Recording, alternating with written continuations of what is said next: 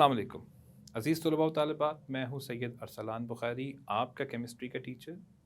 बच्चों, आज का हमारा बड़ा दिलचस्प और इंतहाई अहम मौजू होगा। आज हम पढ़ेंगे कि हवा के कौन कौन से पॉल्यूटेंट्स होते हैं।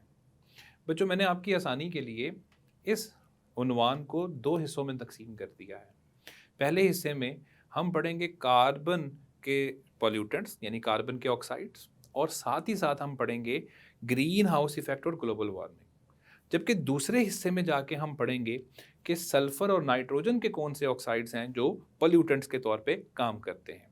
तो चलते हैं बोर्ड की तरफ और आपको लेके चलते हैं केमिस्ट्री की दुनिया में। अजीज तलबा तालिबात, आज हम टॉपिक को पढ़ने लगे हैं हवा के अंदर मौजूद पॉल्यूटेंट्स। अभी गुज़िश्ता ही लेक्चर के अंदर हमने पढ़ा कि पॉल्यूटेंट्स क्या होते हैं, ऐसे नकारा कीमियाई मादे जो कि हवा या पानी को आलूदा कर देते हैं। तो देखते हैं कि ऐसे कौन कौन से कीमियाई मादे हैं जो हमारी हवा को आलूदा करते हैं और फिर उसके हमें असरात जो है वो नज़र आते हैं। बच्चों, इस लेक्चर को मैं दो हिस्सों में तकसीम करूँगा। पहला हिस्सा हम कार्बन के ऑक्साइड्स को पढ़ेंगे और देखेंगे कि कार्बन के ऑक्साइड्स क्या क्या किरदार अदा कर रहे हैं, और जब उनके अंदर तब्दीलियां आती हैं, उनकी मिकदार कम ज़्यादा हो जाती है, तो फिर क्या असरात हमें नज़र आते हैं। जबकि दूसरे हिस्से के अंदर हम बाकी हवा के पॉल्यूटेंट्स यानी सल्फ़र के ऑक्साइड्स और नाइट्रोजन के ऑक्साइड्स को बड़ी तफसील के अंदर पढ़ेंगे इंशाल्लाह। तो चलते हैं पहले हिस्से की तरफ। हम देखते हैं हवा के पॉल्यूटेंट्स के अंदर सबसे पहले नंबर पे कार्बन के पॉल्यूटेंट्स को हम लोग पढ़ते हैं। बच्चों, हवा के जो पॉल्यूटेंट्स हैं वो हमने पहले भी पिछले ही टॉपिक में पढ़ा कि कार्बन के ऑक्साइड्स हैं, नाइट्रोजन के ऑक्साइड्स हैं, सल्फर के ऑक्साइड्स हैं, मीथेन है, बहुत सारे सेकेंडरी पॉल्यूटेंट्स हैं। अब इसमें से जो काबिल जिक्र हैं वो हैं कार्बन के ऑक्साइड। तो पहले नंबर पे हम पढ़ेंगे कार्बन के ऑक्साइड्स।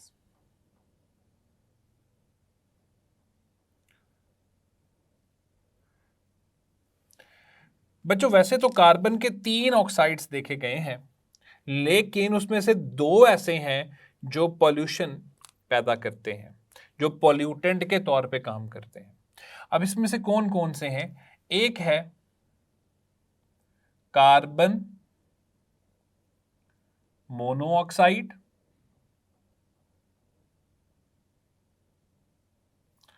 और दूसरा है कार्बन डाइऑक्साइड।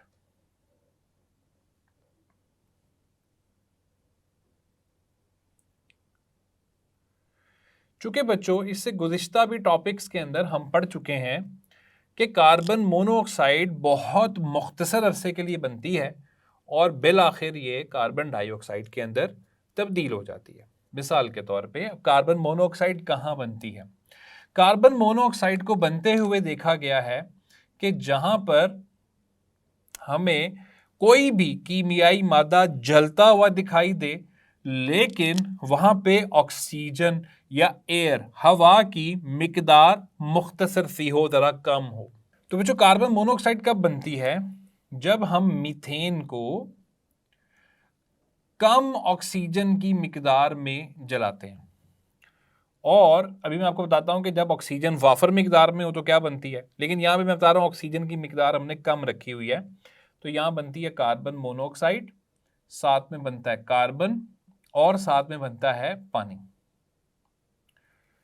बच्चों, अगर तो ऑक्सीजन की मिकदार वाफर हो, बहुत ज्यादा आप ऑक्सीजन को दे रहे हो वहां पे और मीथेन को जला रहे हो, तब तो बनता है कार्बन डाइऑक्साइड। और ये मसावात भी आप पहले पढ़कर आ चुके हैं। यहां पर मैं जब मीथेन लिख रहा हूं तो मीथेन से मुराद है ऑर्गेनिक मादा।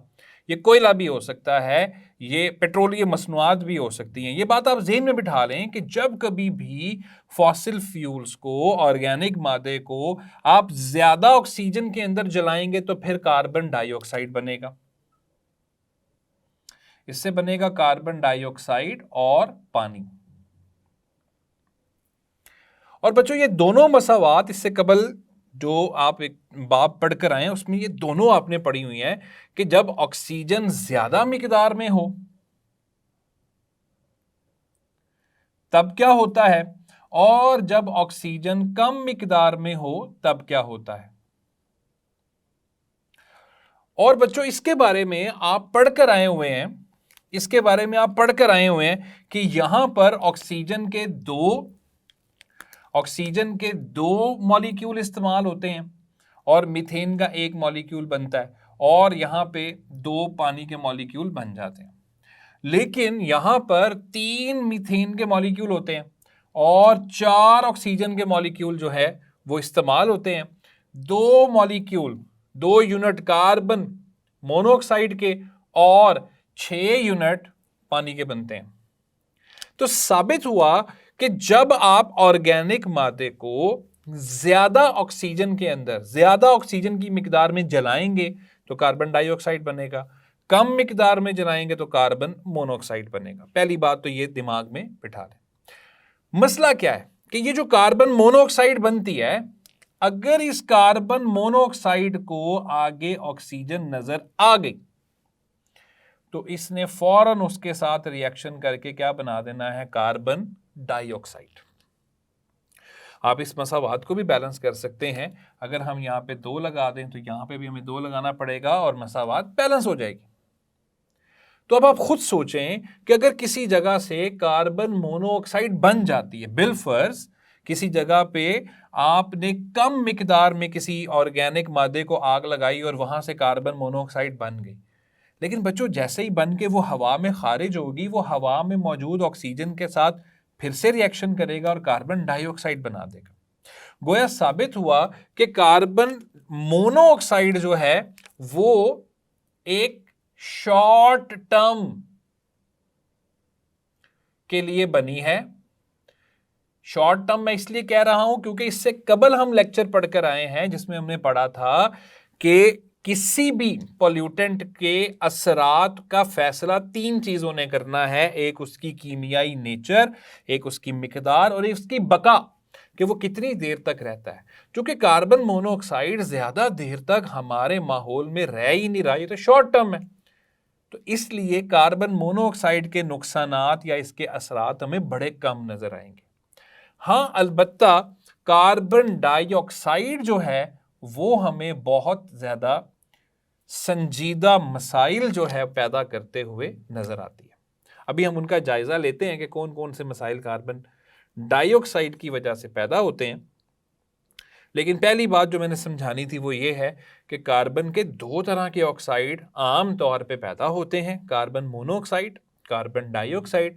लेकिन कार्बन मोनोऑक्साइड की चूंकि बका ज़्यादा देर तक नहीं है, वो शॉर्ट टर्म है, इसलिए वो बहुत कलील से अरसे के लिए बनती है और फिर कार्बन डाइऑक्साइड के अंदर तब्दील हो जाती है। लेकिन बच्चों पहला सवाल तो ये ज़हन में आना चाहिए कि कार्बन मोनोऑक्साइड और कार्बन डाइऑक्साइड बन कहाँ से रही है। यानी अगर हम देखना चाहें कि इनके सोर्सेस क्या हैं,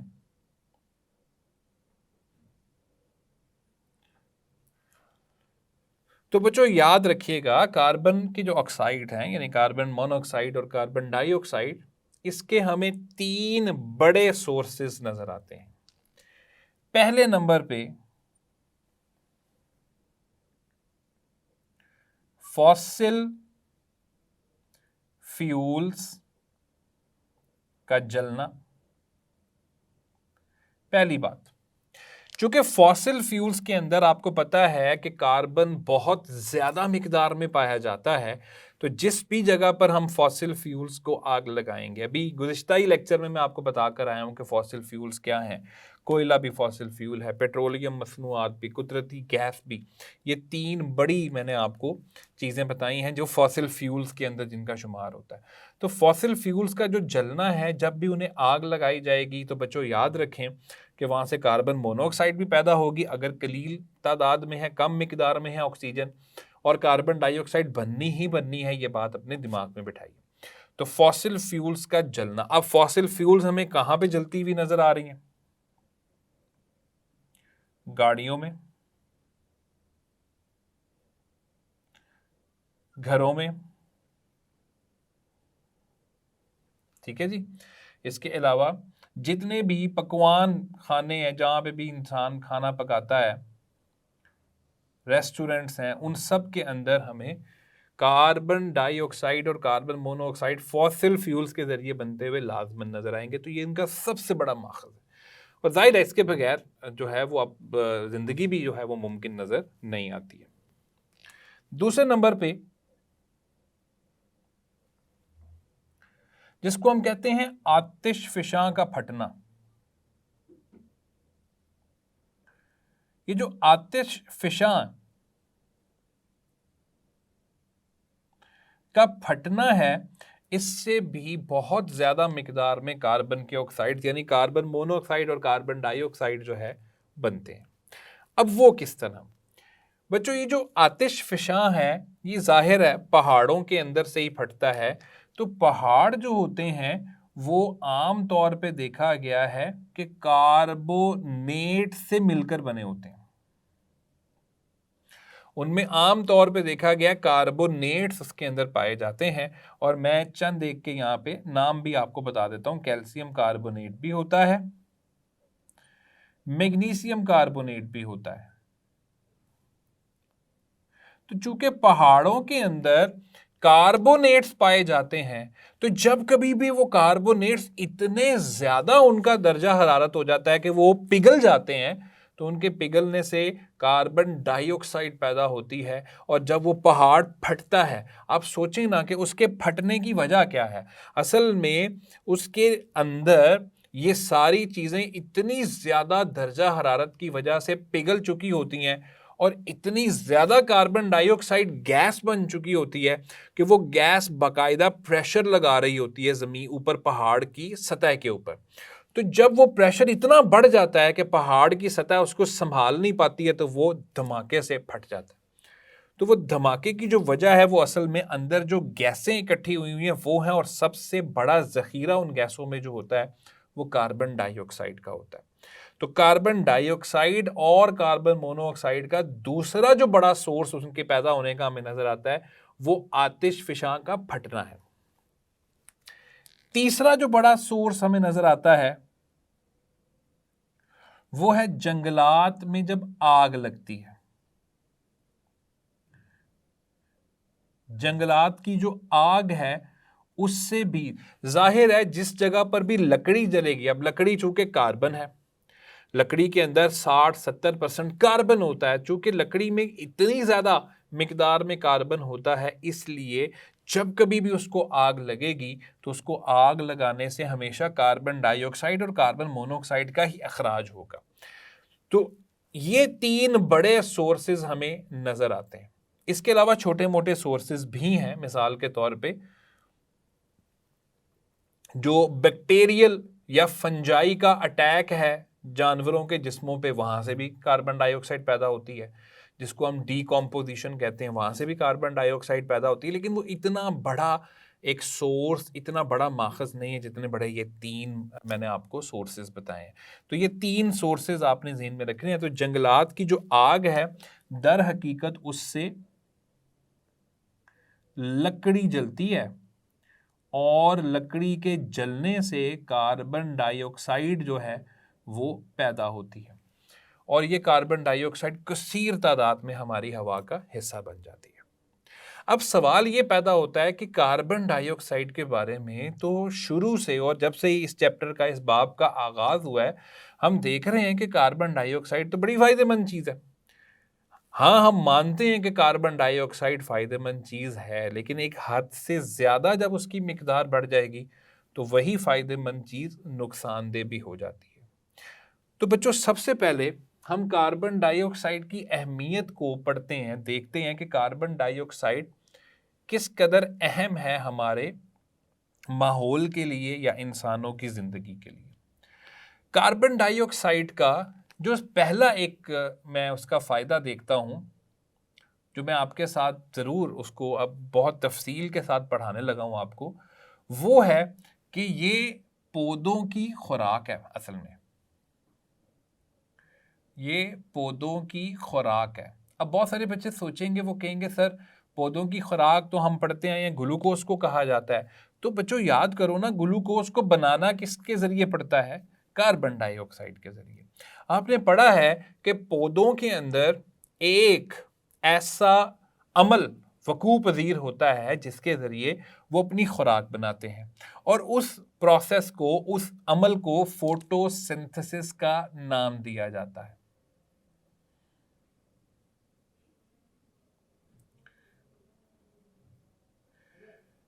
इसको फोटोसिंथेसिस का नाम दिया जाता है।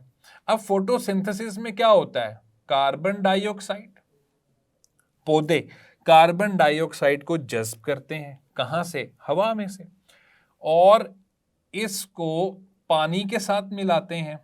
वो पानी वो कहां से लेते हैं? जड़ों में से, और इनके दरमियान रिएक्शन होता है, और ये एक लंबे चौड़े काम से गुजरने के बाद ग्लूकोज में बिलाखिर तब्दील हो जाता है, और यहां से ऑक्सीजन गैस जो है वो पैदा होती है। तो बच्चों, इस इक्वेशन को, इस मसावात को हम बैलेंस करते हैं। 6 हमारे पास कार्बन डाइऑक्साइड के मॉलिक्यूल और 6 ही पानी के मॉलिक्यूल्स इस रिएक्शन में हिस्सा लेते हैं, और इसमें क्लोरोफिल नाम का एक मॉलिक्यूल जो पौधों के सब्ज हिस्सों में पाया जाता है, वो इस पूरे अमल को चलाता है। वहीं पर यह अमल होता है और ग्लूकोज बनता है, और साथ में 6 ऑक्सीजन के मॉलिक्यूल्स खारिज हो जाते हैं। तो आप देखिए कि कार्बन डाइऑक्साइड ग्लूकोज बनाने में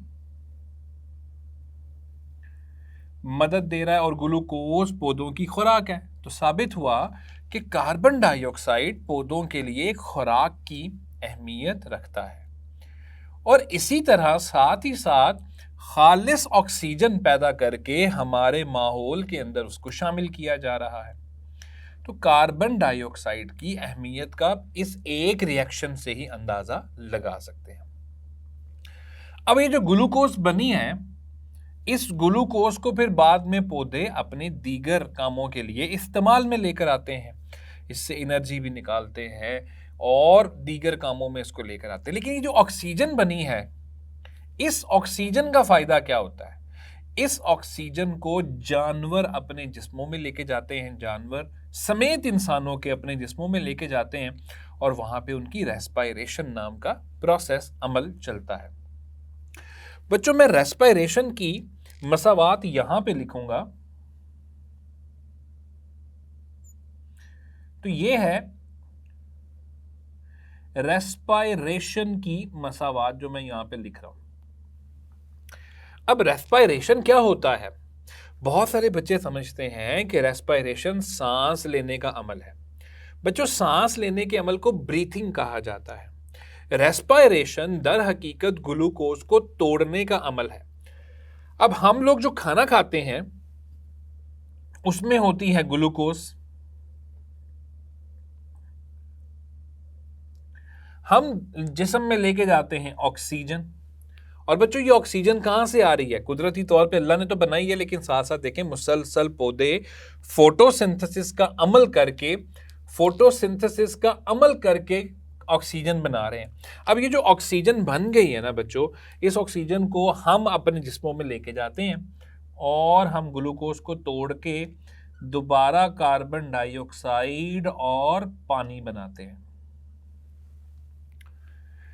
इस अमल, ये बिल्कुल उसका उल्ट है। इसमें 6 ऑक्सीजन के मॉलिक्यूल रिएक्शन में हिस्सा लेते हैं, 6 ही कार्बन डाइऑक्साइड के मॉलिक्यूल्स और 6 ही पानी के मॉलिक्यूल्स बनते हैं। और बच्चों, हम जितने भी काम अपनी ज़िंदगी में करते हैं, चलते फिरते हैं, भाग दौड़ करते हैं, पढ़ाई करते हैं, दीगर जितने भी काम हम करते हैं, उसमें जितनी भी एनर्जी इस्तेमाल होती है, दर हकीकत वो एनर्जी इस अमल के ज़रिए हम पैदा करते हैं।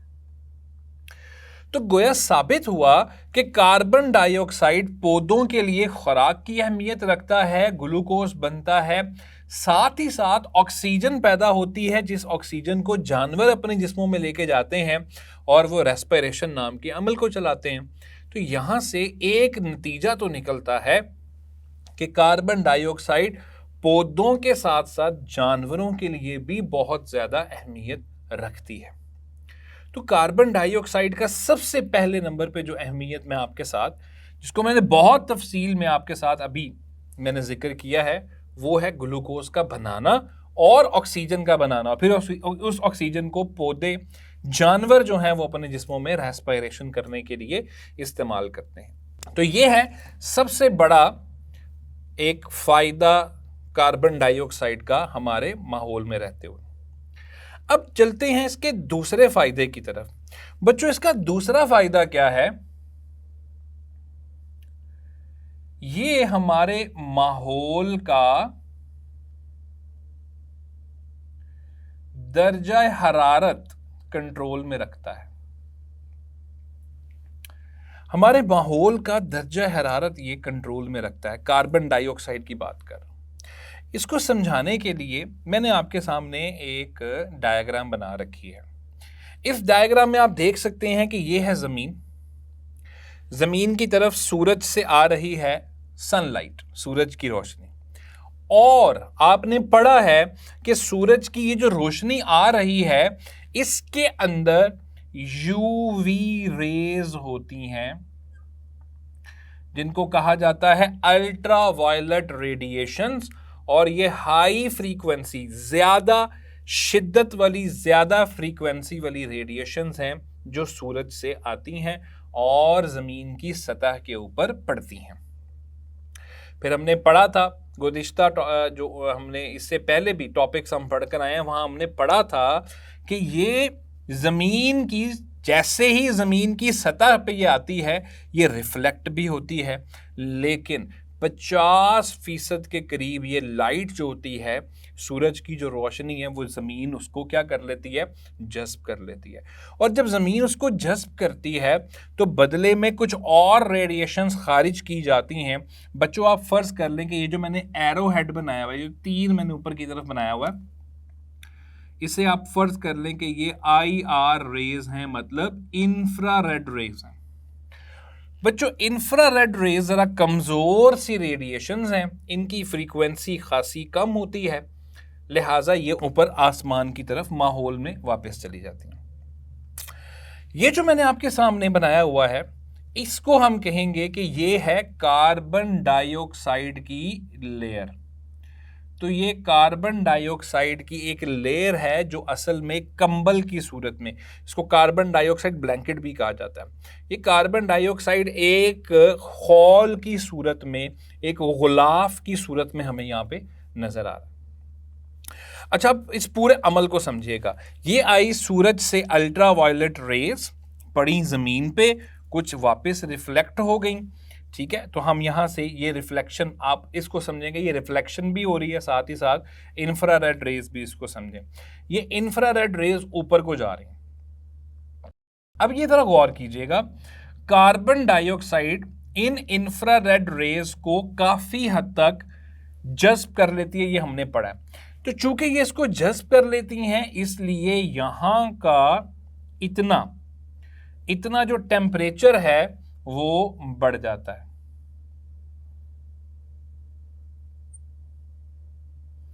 टेम्परेचर बढ़ जाता है इतने हिस्से का जितना मैंने एरो लगाया है, ठीक है जी। ये मैंने निशानदेही कर दी है, इतने हिस्से का टेम्परेचर बढ़ जाता है क्योंकि इस हिस्से में कार्बन डाइऑक्साइड बहुत सारी इंफ्रारेड रेडिएशंस को क्या कर रही होती है? जज्ब कर रही होती है। यही बात इसका दूसरा बड़ा फायदा है कि ये हमारे माहौल के दर्जा हरारत को कंट्रोल में रखता है। बच्चों, याद रखिएगा कि ये टेम्परेचर बढ़ के कितना हो जाता है। एक अंदाजे के मुताबिक ये टेम्परेचर 15 से 17 डिग्री सेल्सियस तक आमतौर पर होता है, जो कि एक नॉर्मल टेम्परेचर है, एक आम टेम्परेचर है हमारे माहौल में जिंदा रहने के लिए। अच्छा, अब अगर फर्ज कीजिए अगर ये कार्बन डाइऑक्साइड यहां पे ना हो, अगरचे कार्बन डाइऑक्साइड की मिकदार बड़ी कम है, बच्चों आपने पढ़ा है कि कार्बन डाइऑक्साइड की मिकदार खासी कम है, क्योंकि 99% हमारे माहौल के अंदर क्या मौजूद है? नाइट्रोजन और ऑक्सीजन। 78% nitrogen, 21% oxygen. लेकिन इतने कम होने के बावजूद आप देखें उसका मर्तबा कितना ऊंचा है, उसकी अहमियत कितनी ज्यादा है। फर्ज कीजिए साइंस कहती है कि अगर ये कार्बन डाइऑक्साइड इस हिस्से में ना हो तो क्या होगा ये कि जैसे ही अल्ट्रा वायलेट रेज आई, जमीन ने उनको जज़ब किया, इंफ्रारेड रेडिएशंस निकाली, वो ऊपर निकल गई, उनको जज़ब करने के लिए कोई होगा ही नहीं। इस हिस्से का टेम्परेचर बढ़ेगा नहीं, बल्कि इस हिस्से का टेम्परेचर इतना ठंडा हो जाएगा, बिलखसूस रात के वक्त। याद रखिएगा बच्चों कि अगर कार्बन डाइऑक्साइड हमारे माहौल से ख़त्म कर दी जाए और पानी के बुखारात, तो हमारा इस हिस्से का जो टेम्परेचर है वो -20 डिग्री सेल्सियस तक गिर जाएगा रात के वक्त। और -20 डिग्री सेल्सियस के ऊपर आप समझते हैं कि हर चीज जम जाएगी। और अभी ये मैं गर्मी सर्दी के अलावा बता रहा हूं, यानी मौसमियाती तब्दीलियों के अलावा बता रहा हूं। आम नॉर्मल हालात में अगर कार्बन डाइऑक्साइड को हमारे माहौल में से हटा दिया जाए, उसे वहां से खत्म कर दिया जाए पानी के बुखारात समेत, तो हमारे इस हिस्से का टेम्परेचर, क्योंकि यहाँ कोई चीज़ मौजूद नहीं होगी इंफ्रारेड रेडिएशंस को जज्ब करने के लिए, लिहाजा यहाँ का टेम्परेचर -20 डिग्री सेल्सियस तक गिर जाएगा, जिसके ऊपर हर चीज़ जम जाएगी और इंसान की बका यहाँ पे मुमकिन नहीं रहेगी। यह है इसका दूसरा बड़ा फ़ायदा कि ये माहौल के दर्जा हरारत को काबू में रखती है, उतार चढ़ाव को बर्दाश्त करती है। तो अभी तक तो हमने ये पढ़ लिया कि कार्बन मोनोऑक्साइड कहाँ से पैदा होगी, कार्बन डाइऑक्साइड कहाँ से पैदा होगी, कार्बन डाइऑक्साइड के क्या फ़वाइद हैं, उसकी क्या अहमियत है, वो हमने पढ़ लिया। सवाल ये पैदा होता है कि अगर कार्बन डाइऑक्साइड की मिकदार ज़्यादा हो जाती है तब क्या होगा?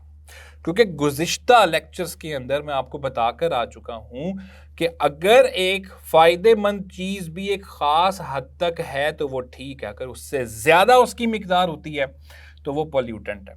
तो बच्चों याद रखिएगा, अगर कार्बन डाइऑक्साइड की मिकदार ज़्यादा हो गई और हद से ज़्यादा हो गई, हमें ग्रीन हाउस इफ़ेक्ट का सामना करना पड़ सकता है। अब ये ग्रीन हाउस इफ़ेक्ट क्या है, गौर से सुनिएगा और गौर से समझिएगा, और ये मेरी नज़र में इस चैप्टर का सबसे अहम लॉन्ग क्वेश्चन है, क्योंकि ये बोर्ड में बहुत मरतबा टारगेट हो चुका है। तो इसको एक लॉन्ग क्वेश्चन के तौर पे आपने सुनना है और समझना है। ग्रीन हाउस इफेक्ट हम किसको कहते हैं? बच्चों जरा गौर कीजिए, ये वाली डायग्राम और ये वाली डायग्राम दोनों ही शक्लें एक जैसी हैं। यहां पर भी आप देख सकते हैं कि सूरज से यूवी रेज आ रही हैं, वो जमीन की सतह पे पड़ रही हैं, यहां से भी इंफ्रारेड रेज पैदा हो रही हैं और वो इंफ्रारेड रेज वापस ऊपर जा रही हैं, हमारे माहौल, हमारे ट्रोपोस्फियर जिसमें हम रह रहे हैं उसमें जा रही हैं। फर्क क्या है? फर्क ये है कि यहां मैंने कार्बन डाइऑक्साइड का जो गुलाफ दिखाया है वो थोड़ा छोटा, जबकि यहां पर मैंने कार्बन डाइऑक्साइड का गुलाफ काफी बड़ा दिखाया है। बड़ा दिखाने की वजह क्या है?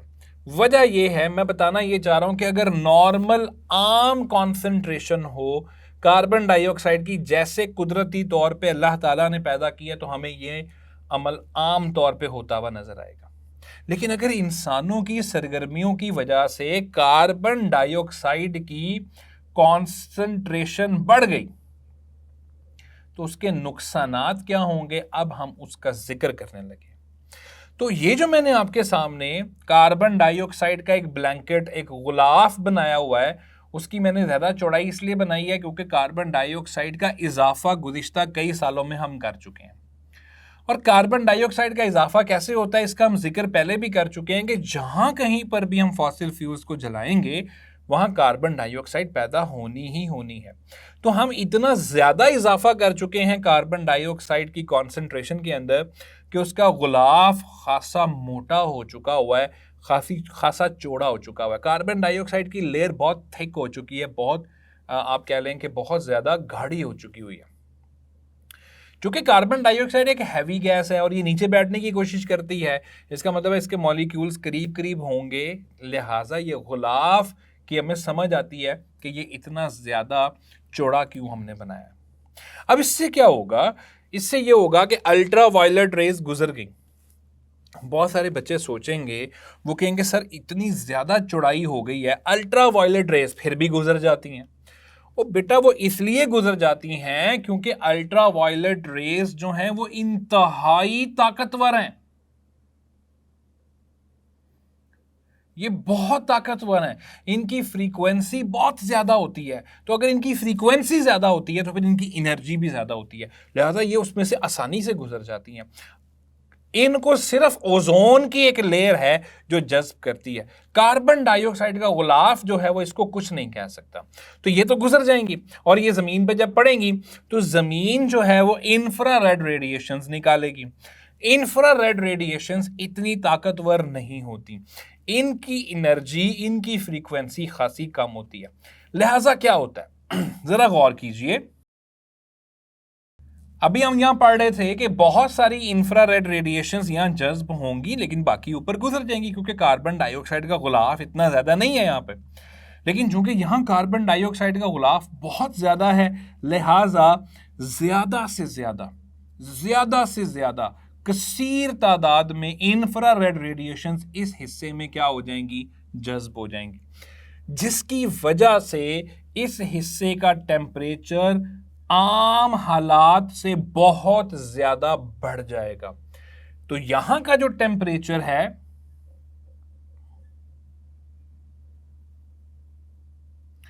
वो हद से ज्यादा हो जाएगा, हद से ज्यादा हो जाएगा।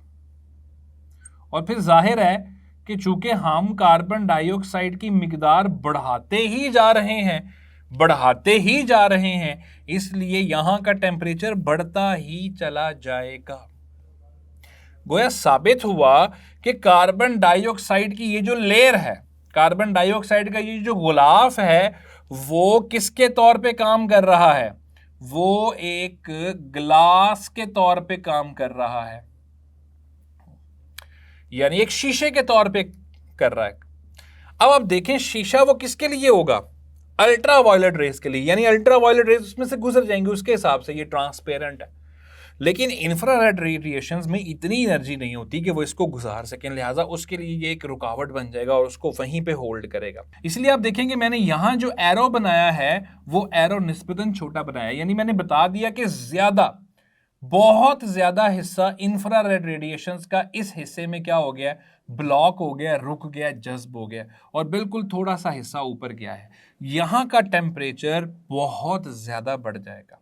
बच्चों ये जो इनका रोकना है ना, कार्बन डाइऑक्साइड का एक रुकावट के तौर पे किरदार अदा करना और इंफ्रारेड रेडिएशंस को ऊपर ना जाने देना, कहलाता है ग्रीन हाउस इफेक्ट। तो ग्रीन हाउस इफेक्ट क्या है बेटा, याद रखिएगा, ग्रीन हाउस इफेक्ट का मतलब है कि इंफ्रारेड रेज को, यानी IR रेज जो हैं, जो कहां से पैदा हो रही हैं, जमीन से खारिज हो रही हैं, उनको रोकना।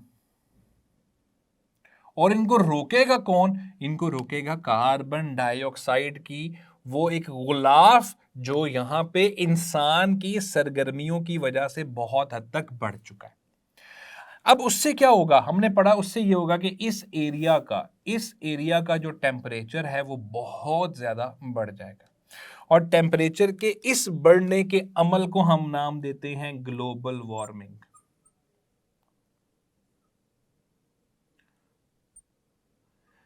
तो असल में ग्लोबल वार्मिंग ये चीज है जिसको हम अक्सर बड़ों के मुंह से सुन रहे होते हैं, टीवी के ऊपर चलने वाली जो बहस मुबासा है उसके ऊपर सुन रहे होते हैं, अक्सर हम इसको सोशल मीडिया पे देख रहे होते हैं कि ग्लोबल वार्मिंग हो रही है, लेकिन हमें ये नहीं पता होता कि ग्लोबल वार्मिंग क्या है। तो ग्लोबल वार्मिंग है हमारे माहौल का, हमारे ट्रोपोस्फियर के टेम्परेचर का बढ़ जाना। और इसके बढ़ने की वजह क्या है, इसके बढ़ने की वजह है कि इस हिस्से में कार्बन डाइऑक्साइड की मिकदार इंसानी सरगर्मियों की वजह से इस कदर बढ़ चुकी है कि वो ज्यादा से ज्यादा इंफ्रारेड रेडिएशंस को इस हिस्से में ब्लॉक कर लेती है, जज्ब कर लेती है, रोक लेती है, ऊपर नहीं जाने देती, लिहाजा यहां का टेम्परेचर बहुत ज्यादा बढ़ जाता है। मैं चाहता हूं कि यहां पे आप किसी भी किस्म के मसले का शिकार ना हो। आपको फर्क पता होना चाहिए ग्रीन हाउस इफेक्ट के अंदर और ग्लोबल वार्मिंग के अंदर। Green house effect carbon dioxide का इन रेडिएशंस को यहां पे रोक देना है, इसको हम कहते हैं ग्रीन हाउस इफेक्ट। और चूंकि इतने हिस्से में रुक गई हैं, जज्ब हो गई हैं, ब्लॉक हो गई हैं कार्बन यहाँ पे इंफ्रारेड रेडिएशंस, लिहाजा यहाँ का टेम्परेचर बढ़ जाएगा और टेम्परेचर बढ़ने के अमल का नाम है ग्लोबल वार्मिंग। तो साबित हुआ कि ग्रीन हाउस इफेक्ट और ग्लोबल वार्मिंग दोनों आपस में जुड़े हुए हैं, ये दोनों एक साथ चल रहे हैं। ग्रीन हाउस इफेक्ट होगा, ग्लोबल वार्मिंग होगी। अब यहां से बहुत सारे बच्चे सोचेंगे, वो कहेंगे कि सर फिर हमें इसका हल क्या करना चाहिए। इसका हल यहां पे हम लिख चुके हैं। हमें पता है कि पौधों में फोटोसिंथेसिस नाम का प्रोसेस अमल चलना ही चलना है। कार्बन डाइऑक्साइड की एक बहुत बड़ी मिकदार वहां पर इस्तेमाल हो जानी है। तो जब हम देखें कि किसी जगह पर बहुत ज़्यादा पोल्यूशन हो रही है और कार्बन डाइऑक्साइड हद से ज़्यादा पैदा हो रही है, तो हमें वहां पर ज़्यादा से ज़्यादा दरख्त लगाने चाहिए, हमें ज़्यादा से ज़्यादा शजरकारी करनी चाहिए, ताकि जितनी भी कार्बन डाइऑक्साइड इंसानी सरगर्मियों से पैदा हो रही है, पौधे उसको जज्ब करें ज़्यादा से ज़्यादा और फिर बिल आखिर उसको ग्लूकोज के अंदर तब्दील करते हैं। तो बच्चों, ये था हमारा टॉपिक ग्रीन हाउस इफेक्ट और ग्लोबल वार्मिंग। अब इसके असरात क्या होते हैं ग्लोबल वार्मिंग के, उसके लिए हम चलते हैं, आपको अगले ही हिस्से के अंदर लेके चलते हैं, जिसमें हम सबसे पहले ग्लोबल वार्मिंग के असरात पढ़ेंगे और उसके बाद नाइट्रोजन और सल्फर के मुख्तलिफ ऑक्साइड्स को पढ़ेंगे। तो चलें चलते हैं दूसरे हिस्से की तरफ। जी, तो अजीज़ तलबा तालिबात, अब हम पढ़ेंगे ग्लोबल वार्मिंग के असरात। ग्लोबल वार्मिंग को भी हमने पढ़ा कि हमारे माहौल में जिसमें हम रह रहे हैं, बिलखसूस मैं ट्रोपोस्फियर की बात कर रहा हूँ, उसमें दिन ब दिन आए दिन टेम्परेचर का बढ़ते चले जाना ग्लोबल वार्मिंग कहलाता है। अब इसकी वजह क्या है? इसकी वजह अभी हम पढ़कर आए कि ग्रीन हाउस इफेक्ट है, कार्बन डाइऑक्साइड की मिकदार बहुत ज़्यादा बढ़ चुकी है, जिसकी वजह से ज़्यादा इंफ्रारेड रेडिएशंस जज्ब हो रही हैं और वहाँ का दर्जा हरारत बढ़ जाता है। अब उसके हमें नुकसानात क्या उठाने पड़ रहे हैं, तो सबसे पहले उन नुकसानात का जिक्र करते हैं। बच्चों याद रखिएगा, जो पहला एक नुकसान हमें इसका उठाना पड़ रहा है वो ये है कि हमारे माहौल का दर्जा हरारत वो बढ़ता जा रहा है। एक अंदाजे के मुताबिक कार्बन डाइऑक्साइड के हद से ज्यादा बढ़ने की वजह से और उसके हद से ज्यादा इंफ्रारेड रेडिएशंस को जज्ब करने की वजह से हर साल तकरीबन 0.05 डिग्री सेल्सियस टेम्परेचर का इजाफा हो जाता है। तो इस टेम्परेचर का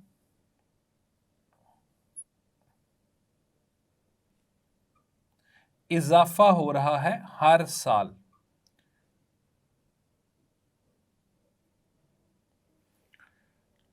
तो एक तो ये है कि दिन ब दिन गर्मी की शिद्दत में इजाफा होता चला जा रहा है और ग्लोबल वार्मिंग को, जैसा मैंने आपको पहले भी बताया कि ग्लोबल वार्मिंग को हम अब से नहीं 20वीं सदी के आगाज से ही देखते आ रहे हैं।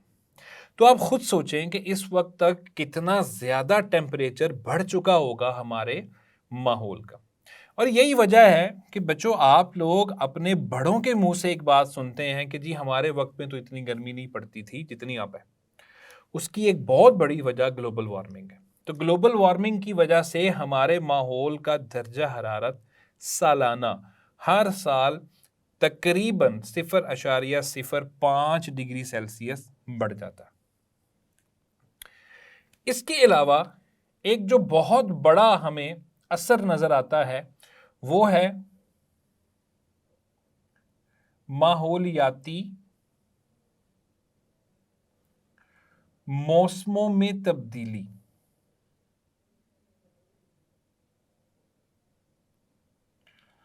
बच्चों, अगर आप अपने बड़ों से पूछें तो वो आपको बताएंगे कि जिन महीनों में सर्दियों का आगाज हो जाया करता था आज से 20-25-30 साल पहले तक, अब उन महीनों में सर्दियों का आगाज नहीं होता, बल्कि उन महीनों में अब गर्मी ही होती है। मिसाल के तौर पे अगर मैं आपको एक मिसाल दूं तो हम सितंबर के महीने को देख सकते हैं। सितंबर के महीने में ही हम लोग देखते हैं, जब पुरानी, अगर कभी आपने उसका कभी सुना हो बड़ों के मुंह से कहानियाँ या पुरानी कुछ वीडियोस देखी हों, बिलखसूस जो हमारी एक जंग भारत से हुई थी, तो उसमें हम देखते हैं कि सितंबर का पहला हफ्ता था, लेकिन ठंड थी और धुंध थी इलाकों में, जिसकी वजह से फौजियों को लड़ने में भी जो है वो दुश्वारी पेश आ रही थी। लेकिन अब हम सितंबर के महीने में देखते हैं कि वो महीना खासा गर्म गुजरता है। ऐसा हुआ क्यों है? होने की वजह यह है कि जब हमारे माहौलियाती मौसमों में तब्दीलियां आती हैं तो उसके हमें बड़े अजीबो गरीब किस्म के असरात देखने को मिलते हैं। एक तो दर्जा हरारत बढ़ता चला जाएगा, वो ऊपर हम जिक्र करके आ चुके हैं। इसके अलावा हम देखते हैं कि पिछले कुछ अरसे से हम देखते हैं कि बहुत सारे तूफान जो कि उन वक्तों में नहीं आने चाहिए और हमने उनकी तवक्को नहीं की थी, वो भी आज आते हैं। इसके अलावा हम देखते हैं कि ट्रॉपिकल साइक्लोन्स हमें नजर आ रहे हैं।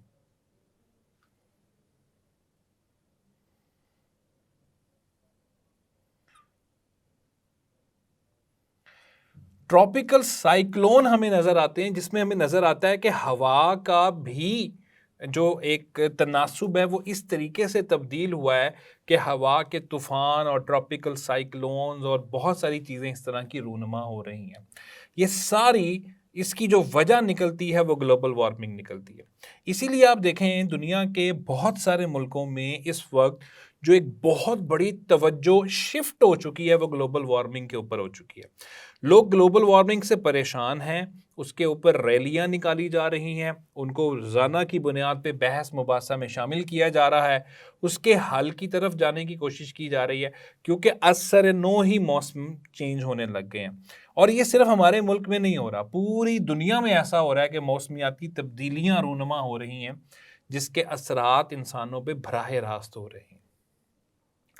बच्चों, एक जो सबसे बड़ा हमें एक असर नजर आता है ना ग्लोबल वार्मिंग का, वो है बर्फ का पिघलाव।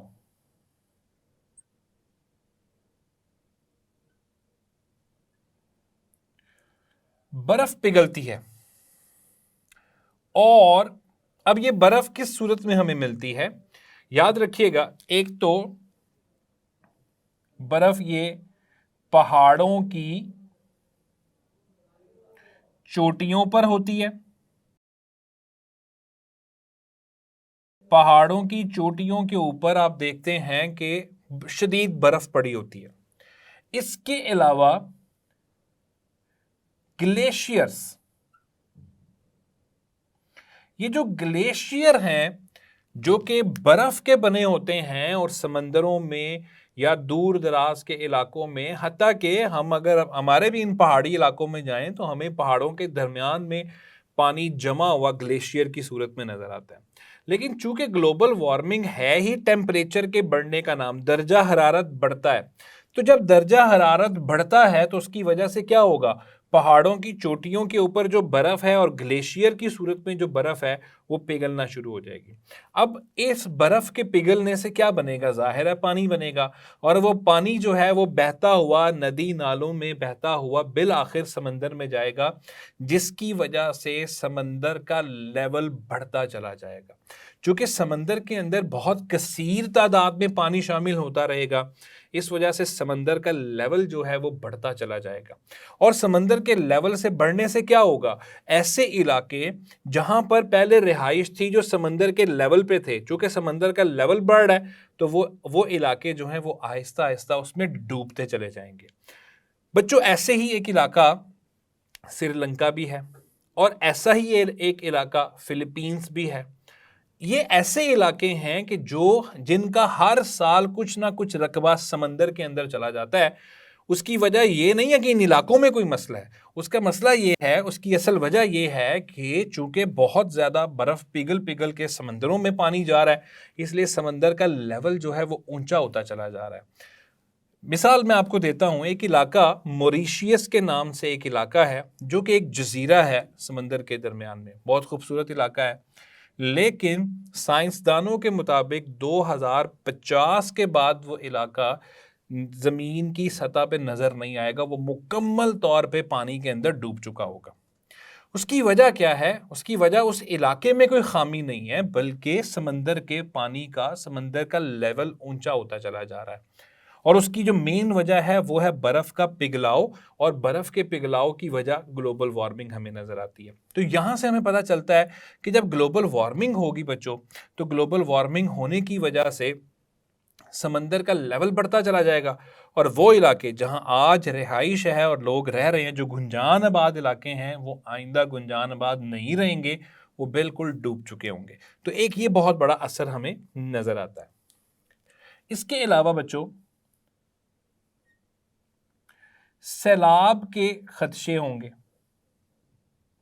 और ये चीज़ हम लोग पूरी दुनिया में इसके असरात हम अब देख रहे हैं कि सैलाब के खदशात हैं। जाहिर है कि जब ये बर्फ़ पिघलेगी, जो ग्लेशियर्स की सूरत में है, पहाड़ों की चोटियों के ऊपर जमी हुई है, जब ये बर्फ़ पिघलेगी तो इस बर्फ़ के पिघलने से सारा का सारा पानी जो है वो नदी नालों में बहता हुआ आएगा, और इस कदर ज़्यादा होगा कि नदी और नाले जो हैं या दरिया जो हैं वो उसके बहाव को बर्दाश्त नहीं कर पाएंगे। बंद या पुल जो बने हुए हैं वो टूटेंगे, और बिल आखिर वो पानी शहरों में दाखिल होगा और सैलाब की सूरत इख्तियार कर जाएगा। और ये सैलाब की सूरत हाल हमें हर साल अपने मुल्क के अंदर तो नज़र आती ही आती है, और दुनिया के तकरीबन हर मुल्क के अंदर, यहाँ तक कि जो तरक्की पजीर ममालिक हैं उनके अंदर भी हमें ये सूरत हाल हर साल नज़र आ जाती है। तो ग्लोबल वार्मिंग जैसे जैसे बढ़ रही है, वैसे वैसे सैलाब के खदशात जो हैं वो भी बढ़ते चले जा रहे हैं। और बच्चों, 5वें नंबर पे मैं जिस बात को आपके सामने रखना चाहता हूँ वो है बीमारियां।